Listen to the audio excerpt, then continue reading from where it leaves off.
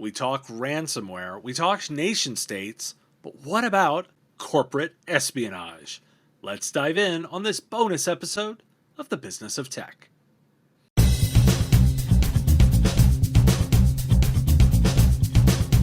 Karim, well, thanks for joining me today. I was super excited to have you on the show. Pleasure to be here. Thank you for having me. So for those that don't know you, give me a little bit of a backstory of like who you are and where you got to where you're at now. Sure. I'll do the super short version.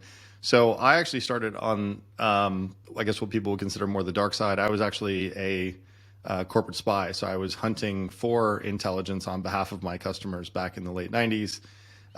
That very rapidly progressed into being a counterintelligence company where I was protecting the very same customers from people like me. They hired me to essentially figure out early school pen tests, effectively, if you want to think of it from that perspective. And that went on for a number of years, probably close to about 12. And then in 2009 and 10, I got roped into a project that resulted in me building a product company called Unveillance that I sold to Mandiant in 2012. Stayed director of intelligence for Mandiant through that period up to the FireEye acquisition. I left right before that, so may have missed out on a party there, who knows. And then re-entered the industry in 2017 with Prevailion, which actually focuses on supply chain compromise assessment. So a little bit different than what you get with the scorecard companies where they're looking at the vulnerability or the risk profile or the sort of situational awareness. We're looking at the actual compromise status of the organization.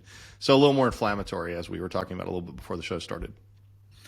You led with why I wanted to have you on the show, so I appreciate that. So Sure. I wanted to talk about corporate espionage. Particularly my listeners are in the small business realm, right? Which is a pretty wide swath, right? That can be companies as big as 50 million oftentimes are considered small. We talk a ton about security and ransomware, but we don't talk as much about corporate espionage. Give me a little bit of an insight into the world of corporate espionage. Like, who's being targeted here? Yeah, it's a great question. And it's interesting because it's changed a whole lot and not at all, actually, in the last 27 years. It's still fundamentally looking for a weak point, leveraging an individual of some kind to get intelligence that may be beneficial to the employer, whatever that may be, a government or a private organization looking to win. So competitive intelligence is sort of the watered down version and legal version of what corporate espionage essentially is. That's just more about research and trying to understand the corporate landscape to win.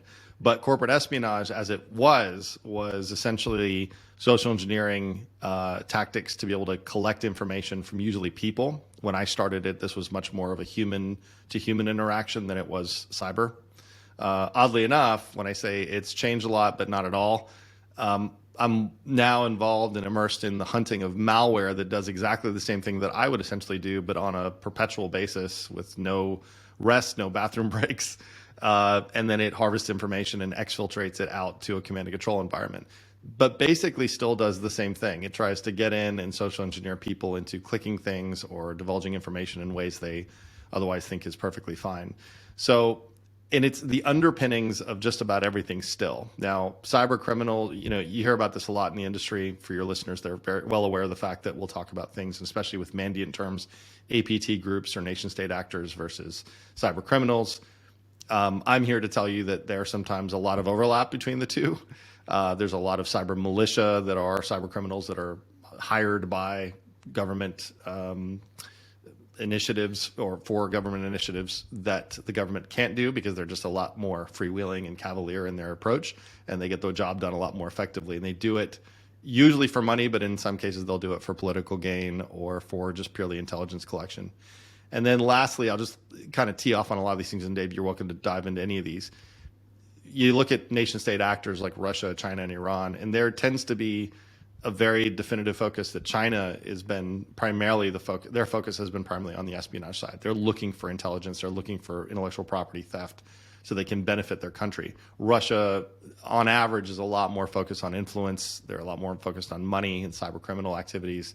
Iran's kind of across the board.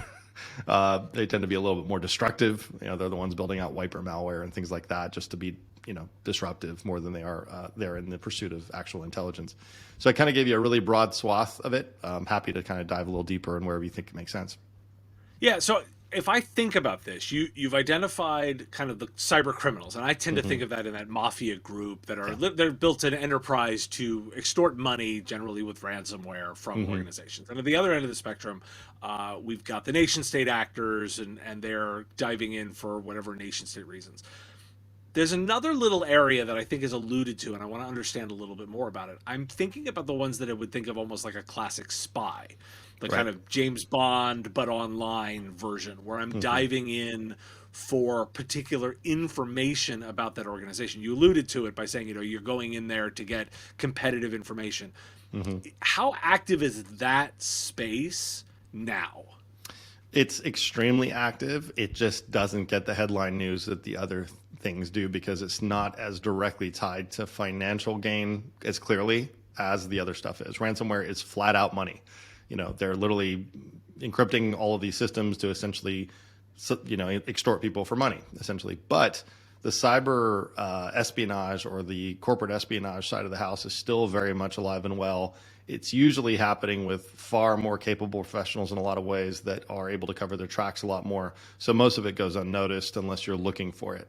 And it's usually in symphony with some sort of physical activity as well. So there's physical incursion, there's hirings of individuals over long terms of time where they get past the background checks and they're able to implant within an organization, and they work in symphony with the external actors, maybe in the other country, to harvest the information electronically or allow the access for some of these more professional corporate spy hackers to get in. So there's a lot more of instrumentation and organization there for a longer term agenda rather than a smash and grab like sort of what ransomware is.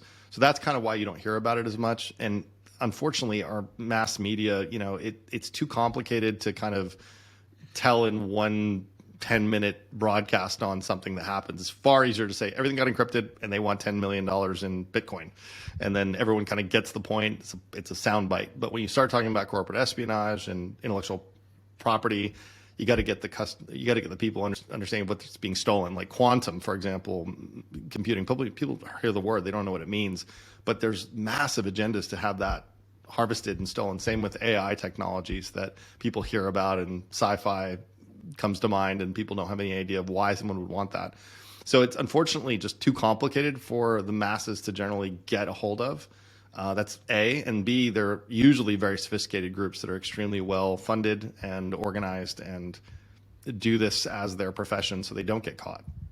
All right, so I gotta ask, because we've talked a little bit cross-beam espionage. Like, so how much of the tech is real? Like, how much? We talk about it in the movies, but what's actually out there? So the tech has changed, but and I don't want to say it's less exciting than it was, but I have to tell you, the stuff that I was using in the 90s and the early 2000s was absolutely James Bond movie level stuff. For example, have you ever heard of a laser microphone before? I don't know. Most people, I've heard of it. I've never encountered one. And it looks like a sniper rifle. Like, it literally looks like, where you've got a scope and you have this thing that literally fires a laser. It's not a green laser like the toy lasers you can play with today. It's a laser you can't see. But then you have a receiver that is right next to it that you use, kind of like what you see with guys doing surveying of streets, where they have a thing that does the sort of banking. Anyway, what I would do is I would actually sit in a hotel room, probably up to a mile away, and I could literally fire the laser at the window of a boardroom of a corporation and have that laser bounce back to the receiver, and that subtle, imperceivable vibration of the window of that boardroom, just like what my windows are doing now from my conversation, could be grabbed with that movement of the laser and turned into a WAV file, and I could scrub it for noise, and I could actually get the entire conversation that was going on in that room. That would be option A. And option B, if I had the means to get in and essentially hire an asset, if you will, using kind of intelligence terminology and tradecraft terminology, is hire a local cleaner or janitor to pop in a cell phone in the drop ceiling and have it on silent with an extended battery, and then call during the time that the meeting was happening and just listen to it and record it. So there was multiple ways we do things that was. And then when we had a really great client that was willing to pay the bill, we get all kinds of goodies. We'd be able to get things like actual bugs that we could implant in places. They didn't look like the movie bugs where it literally looks like a little like tab. Those things are probably real and have been real, but at least back in the good old days, these were chunky little things that had a battery associated with them for limited time, and you had to be within range to collect the signal from them. We did a lot of war driving, can-tenning, if you remember what that was from the good old days. When there were wireless networks, there were very few back then. So most of it was that for tech, but then the other side was the social engineering part, where I had a whole troop of people that worked for me that were literally professional social engineers that would meet the target at a predestined time, unbeknownst to the target. And they would get information from them. They would come back. They'd share their information with a second operative. The operative would then meet that same target serendipitously a couple days later with all this new information they learned from the prior operative, and be even more social and engaging. And then we do it a third time. And usually the third time's the charm, where that third operative was so armed with so much information from the former two operatives that when they would meet the target would be like, we're like long lost brothers or sisters or whatever, and they'd share all this information and they'd win them over. Very classic government tradecraft, which they teach at the CIA and places like that, where you win an asset over time. This is where people actually do get into relationships, because they get so close to these assets. They fall in love, they have affairs, all those kinds of things happen. So, the good old James Bond movies actually have some truth to them from back in the day. So how much of that is evolved into the current versions? Like, we hear about NSO Group and Pegasus all the time. Yeah. How much of what we're seeing in corporate espionage has moved toward the modern tech versus just become another version of phishing attacks and kind of the more generic cyber stuff? So a ton of it moved into just automation, and automation is malware. Malware is nothing more than an electronic spy that just sits there and persists in an environment and just collects information. But there are those organizations out there that just do not put stuff in electronic form, and it stays in either some sort of hard copy form or within the heads of the individuals at the helm of these organizations. And that still requires a very professional team to come on in, and they don't share stuff on phones. They're very disciplined people, so they know how to kind of avoid the risk of sharing something on a cell phone that may have Pegasus on it. So, and they're well aware of that, so they have methods of dealing. And funny enough, that low and slow or low tech strategy, which is what a lot of terrorists will use, which is the counteroffensive to big tech like satellite surveillance systems of the CIA. That is actually training that certain executives go through to stay low tech when it's an incredibly critical bit of information they're trying to protect. But that's when human-to-human interaction still wins. So it still exists today. It's just a lot more clandestine, and the subterfuge is a lot more intense. But it's a very fascinating world. So before we move back into sort of the broader cyber, then I've got to ask, like, how encouraged or worried or such are you around Apple's move with lockdown mode? Well, Apple's in a really precarious position, because every move they make either upsets someone or makes someone really happy, or both, because, their whole strategy, which is, privacy first, then security as well, that whole dichotomy of both.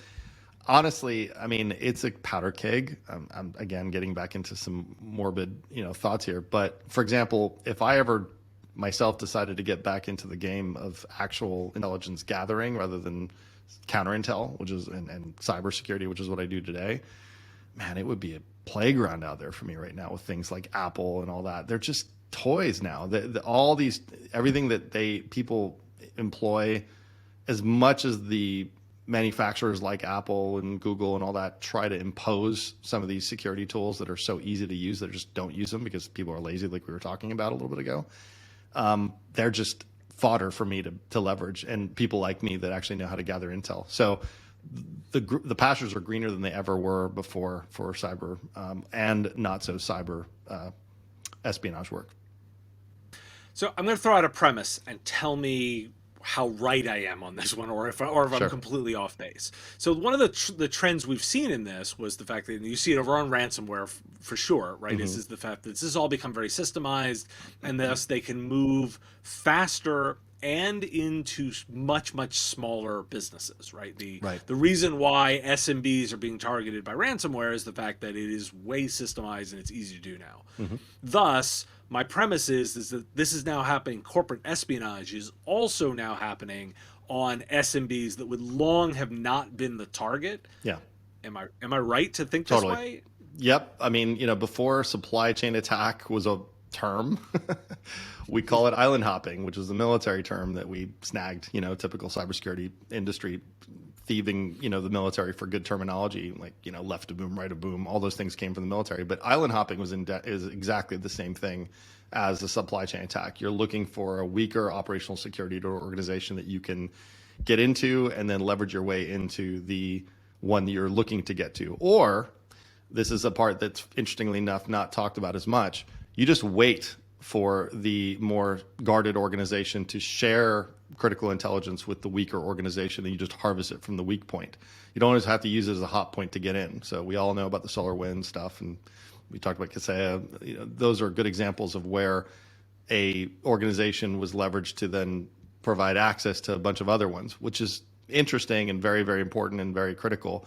But there's an easier way, which is to simply sit and wait, because most large organizations will share critical information with smaller SMBs just through the natural course of business. And all the actor has to do is sit and wait leisurely in these smaller businesses unnoticed and grab the information when it comes in. So what would you tell like a typical SMB, not their IT provider, but the SMB customer about why they would have something of value? I hear the line all the time when we talk to a small business person. They go, well, I don't have anything of value.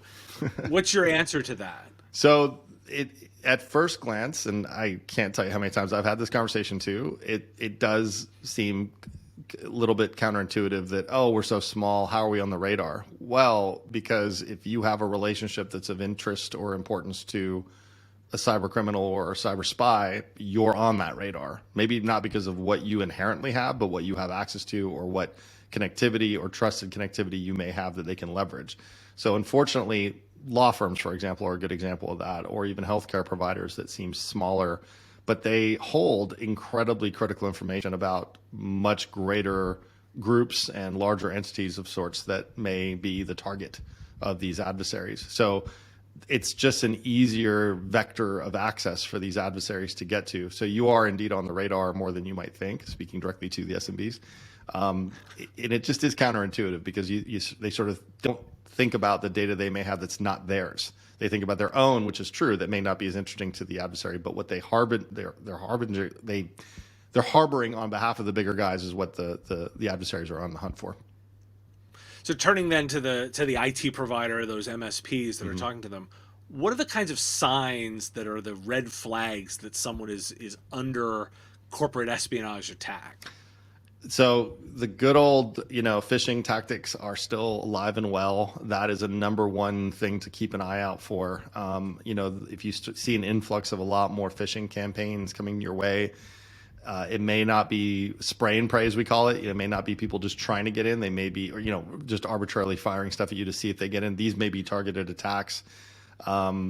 If depending on the sophistication of the IT staff of these smaller groups, if you're watching anomalous traffic in and out of your company to IPs that maybe you don't do business with, so all of a sudden you're tracking your logs, or you're looking through them, you're like, why do we have part of our finance department speaking to Albania when we've never in a million years done business with them? Oh, it's a red flag. There's something maybe communicating with a command and control server there, or some sort of drop point over there.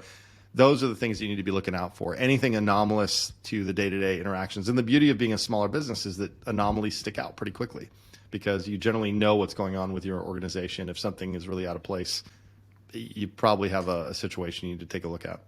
So I think I know the answers, but it's worth asking. Like, well, how do you defend? And giving a little bit more than just the like, is it how much people, how much tech? Yeah. Like, how are you advising people, particularly these implementers, to put together the defense? So my answer has changed a lot, Dave, over 27 years of that question.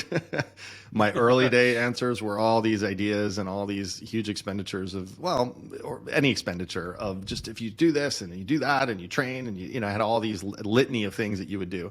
I'm not suggesting that those aren't good things to do, but I will say that it's hard. I just want to preface, now my answer is a little bit more measured and a little bit more wise, which is sometimes there's you really won't be able to spend enough money as an SMB to protect against a really, really motivated attacker that's a nation state actor that's looking to get to a partner of yours, for example. There's almost nothing you can buy or do. because they'll find a way in. They have all the time and resources on their side, and they have the advantage of pounding on untrained staff within your organization that you just can't watch in a vigilant way 24/7. So I'm not trying to be fatalistic or morbid here, but I'm just telling you, after all these years, the reality is that, and this is something that Mandiant made famous, which is it's not about when, it's about if. It's not about if, it's about when. Reverse that. That is a true statement. So really, it's more about defending is a good idea and do what you can, but prepare more for the eventuality of it being a breach where you can then triage very rapidly. Because when you identify a breach, it's what you do in those critical periods of time where there's the dwell time's reduced, the lateral movement of the actor within your environment is reduced. That's what you need to think about. So I'm just sort of shifting your question from talking about defense is such a fruitless effort, though, with a smaller group. Talking about how to respond to the attack when it is successful is probably more critical. Okay, which then leads very naturally to a question of, so I'm sure, having done this conversation a whole bunch of times, what are the what are the probing questions you ask that determine how ready somebody is for the when? Yeah, it's interesting, and I have like 3 good ones. The first one really is, how many times have you been able to manage a situation over the course of a given year, right? And it's funny because the vast majority of folks are like, oh, we haven't had to deal with anything, thankfully. And I'm like, oh, it's because you don't know about what maybe is going on that's in there. So unfortunately, my first question is usually a probing question to see just how aware they are of the nature and the pervasiveness of the issue. If the answer is, oh, we haven't had anything, thank God, we're off the radar, we haven't been touched by anything, well, no, you're probably been infiltrated, but you just haven't gotten, you're not on the list, you haven't gotten to that. They're still going down the list to get to you, ultimately, is the problem. I'm not trying to sound like morbid and everyone in the world is compromised, but I kind of am. There's always something that manages to get in there, and it's about how and when it's been leveraged. The second question generally is, what kind of budgets do you have allocated, and then do you have the really difficult discussions of, do we pay the fine or do we buy the cybersecurity? Because those are the real questions that have to get answered. CEOs, CFOs, boards generally don't understand the plight of the cybersecurity professional within the company. As much as we're hoping it's growing and it's getting better, they don't. So usually the question from the C-suite is, how much is it going to cost me? And then the next logical question is, well, what happens if we don't? Is there a fine to pay? And can we get cyber insurance? And so if none of those conversations have happened yet, then you're still woefully unaware of the realities of the situation. And then the third one is generally if they answer affirmatively to any of those questions, which is, yes, we've had a breach, but we've managed it very quickly. What resources have you had to take on, and what kind of budgets are you seeing from an increased perspective over the years to get this anywhere meaningful? And if they're woefully under budgeted, well, then, these are areas where it's just a matter of time. I mean, the worst job in the world these days that people talk about, the most stressful job in the world, is being a CISO. So I feel for those guys because they are under the gun of having to defend the organization, and then when defense doesn't work, triage the issue, and then when triage fares arguably okay, then they have to face the music with the C-suite of, why didn't you deal with this? Why wasn't dealt with? And all with a limited budget. So brutal conversation, and it doesn't seem to be getting any better, Dave. It's getting worse. Yeah, no, that's my take too. Is this is not getting much better. You're one of your big incidents. You were very well documented in your sort of scuffle with Anonymous, right? And that time. How have things changed in that time? Like, between what was happening then versus what's happening now, like what's the biggest changes you've seen since then? Yeah, it's interesting and a very timely question because when the whole Ukrainian-Russian dust up happened and Anonymous came back into forefront, and it was like, oh, look at that, they're back again. Hacktivism's interesting. I'll be the first to say that while I had my scuffle with a faction of them, LulzSec specifically, which was more of a weaponized, obnoxious group that in many cases the greater Anonymous group didn't even endorse. They weren't happy with the actions there. I think what's gone on is people have gotten to be much more aware of some of these more crude tactics like denial of service attacks. You don't hear as much about, you hear about it, but not quite as much as you did back then. Now it's much more latent. It's a lot more subversive. It's a lot of staged malware attacks where You get something in that does reconnaissance with your environment, that shares back information to send in a second dropper type of technology that then just sort of lurks and waits until it's the right time to bring in a third stage of infection that might result in finally a ransomware attack. So it's much more organized, it's much more staged, it's much more corporate, for lack of a better term, a lot less hacktivist-ish from the time that I was grappling with these guys in 2011. I mean, when you talk about like Conti Group, for example, the big ransomware group that hit Costa Rica, I think like about 3.5 weeks ago, they have help desks, they have employee benefit packages, they've got office buildings full of people running these operations. They have help desks to literally help the sorry, I said it actually Freudian slip. They actually have the victim contacted by their help desk in a very nice way, asking them how their day is, asking them have they got their wallet open yet to pay the Bitcoin ransom. Here's how you do it. If you have trouble, we'll help you. It's literally Amex customer support.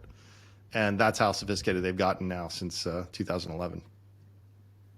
It's funny because you've hit on exactly what I talk about on the show, where I quip that with the exception of it being illegal and immoral, these are incredibly well-run businesses. Like they have departments, they have their own HR departments, they do their own publicity, they publish financials to show the viability as a business, they run help desk. It's exactly what you've done. This is somebody's job. They punch in 9 to 5 doing this work. And we, in a way, as the defenders, we oftentimes actually don't give enough respect, I think, to the other side of knowing how professional they really are. Yeah. Is that your take too? Entirely. We are, sadly, and not to be, critical of my peers, but we're woefully unaware of the fervor and like loyalty. I mean, there's all these things that are normally like key phrases you hear within a big corporate environment, legal corporate environment.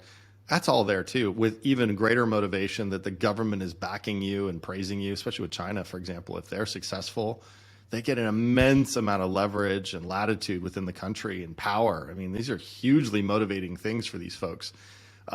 Places like Russia, where you've got very, very sophisticated intelligence groups that are doing this professionally, are moonlighting as these actors that would be considered "quote unquote" cyber criminals, but they're really also actual government officials working on behalf of the government during their day job, and they're as motivated and focused as anyone else is in the industry. And I think the problem also, and this is a little bit dovetailing into my job.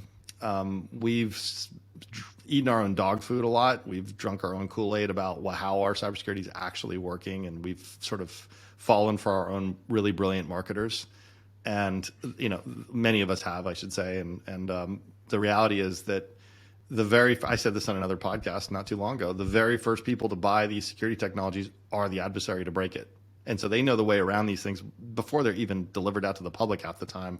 So unfortunately, they'll stop the low-hanging fruit guys, the skiddies out there that are trying to get into places, but you're really not prepared to take on head-to-head some of these guys, purely because of the asymmetric nature of it. They can fail many times. We can only fail once.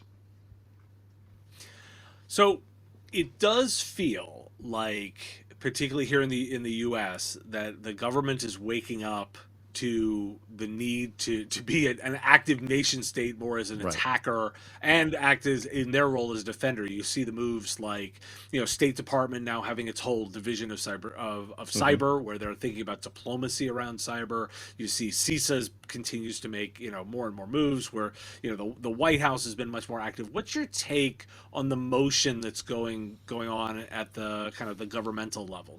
Good, bad, not enough? What's your take? It's encouraging. It's not enough, and it's a little late. Unfortunately, I think the truth of the matter is that I think that it's like a renovation. My wife and I were watching a renovation show a couple days ago, and they kept peeling the layers back off the roof and the foundation, and there were more termites and more termites and more termites. And they got to the plumbing, and the plumbing was completely eradicated. They had to change it all, and they had to go like 4 feet deep and all the way to the roof. And they when they bought the place, they were like, it's not that bad. We'll just a couple coats of paint, it'll be great. And I think that's a little bit of where we were 4.5, 5 years ago. And now the magnitude of the overhaul is setting in.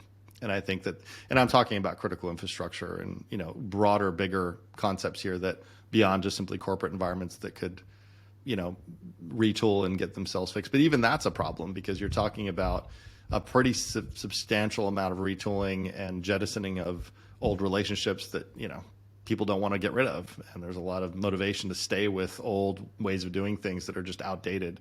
We're still fighting like it's 1998, and these guys are completely light years ahead in terms of some of the capabilities.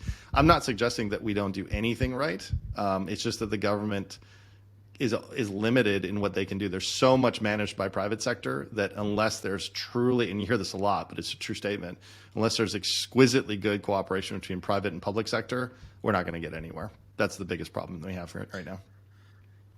So we've spent a bunch of time on a bunch of bummer stuff here. So I'm gonna ask sort of as we wrap up, like, what does give you hope for in what we're doing right now as collectives? Because all the people listening are the same people next to you in the fight, right? What gives you hope of what's going on right now? I'll speak for myself and some peers. There is some really good innovation and some really asymmetric ways of doing things. You probably know, Dave, from looking into my business, I actually am offensive in nature. I take over the command and control infrastructure of the bad guys. I illuminate it from the outside so that they have to move. And that move costs them money. And when it costs them money, it's less profitable, and they sort of stop. They eventually stop. If you hit them in the wallet, that's what they'll stop. And there's more and more technology like that starting to manifest rather than this defensive posturing that we talked about in the beginning. So I think that this idea of disruptive, as in maybe not offensive, because as a private sector organization, we do have to be very careful, because that is in the domain of the government. We don't have the aperture to figure out what the target is. That's why with the Ukrainian mess, when the hacktivists were going in that direction, I was strongly opposed to it, because as much as it might have been in the right spirit, you don't know what you're attacking. You don't have that visibility. So unfortunately, I think now making life difficult for the adversary, not as an armadillo or a turtle, but more like a porcupine, where it's painful for them to get in, and they may very well just stop because it's actually causing more damage to their infrastructure to hurt a victim than it's beneficial. That's how we can take a chunk out of this in a serious way. But we need more buy-in with that frame of mind. That takes a long time to get there, to be honest, Dave. I'm 27 years in, so it's taken me a while to get here as well. But once you do get there and you realize that a purely defensive stance isn't going to cut it, now there's a good shift and a good mentality that starts to manifest that puts us a little bit more on par, and the leveling of the playing field starts to happen a little more. So I have hope there. Well, that is a nice mindset to end on. So I really appreciate you joining me today. Thanks for having me. Thanks for your time and attention. Time is a finite resource, and I really value you giving me some of yours. If you like this video, you can let me know with a like of the video, and even more valuable, hitting the subscription button. My content is all free, and I use metrics like subscriptions to pay the bills, so it has real value. The content here is produced under ethics guidelines posted at businessof.tech. If you're interested in more content like this, you can get access to content early via our Patreon at patreon.com/MSPradio. It's our give what you want model, where you set the value of what you think the content is worth. If you like this podcast, you can catch it daily as the 5-minute news and commentary show, The Business of Tech, available on all your favorite podcatchers with links at businessof.tech. Just hit that big blue button to subscribe. Again, thank you for taking time out of your day to listen, and I really value the interaction. If you want to say something in the comments, I do respond and watch all that, and I look forward to talking to you next time.